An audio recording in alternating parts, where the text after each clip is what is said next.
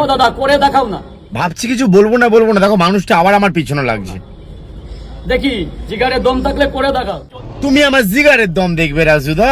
দেখো তোমায় আমি আমার জিগারের দম দেখাচ্ছি, দেখো। আর আমি খুব তাড়াতাড়ি তোমাদের ভালোবাসায় বাংলাদেশ যাচ্ছি, যার জন্য পাসপোর্ট করতে দিয়েছি।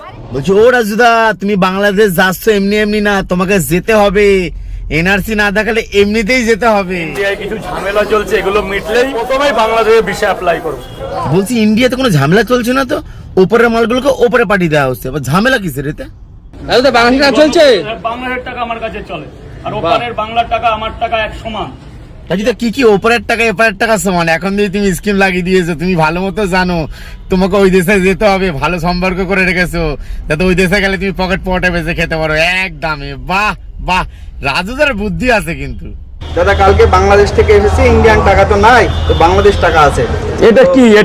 এই টাকাই আমার কাছে চলবে? তাই ও রাজুদা চলবে না, বলে দৌড়াবে, কারণ কদিন পরে রাজুদা এনআরসি না দেখাতে পারলে ওই পারে যাবে, কদিন এই টাকাগুলো ভাঙিয়ে খাবে, তারপরে পকেট পাওয়াটার দোকান খুলবে। ঠিক বললাম তো রাজুদা? তাই 100 বার আপনার ভারতীয় মুদ্রা হিসাবে এই টাকার দাম পড়বে। ও রাজুদা, আমাদের ইন্ডিয়ান টাকার সঙ্গে বাংলাদেশের টাকা এক না গো, তুমি আমাদের ইন্ডিয়ার টাকাকে ছোট করছো, এটা ঠিক আছে? ইন্ডিয়ায় থেকে ইন্ডিয়ার টাকাকে তুমি বাংলাদেশের সঙ্গে তুলনা করছো, তুমি ইন্ডিয়ান টাকাকে ছোট করছো, আর তুমি সম্পর্কটা বাংলাদেশের সঙ্গে ভালো করছো, কারণটা তুমি নিজেও জানো যে তোমার 2002 সালে এনআরসি দেখাতে পারবে না বলে তোমার বাংলাদেশে যেতে হবে বলেই তুমি কন্টিনিউ বাংলাদেশের সবসময় সাপোর্টে কথা বলো।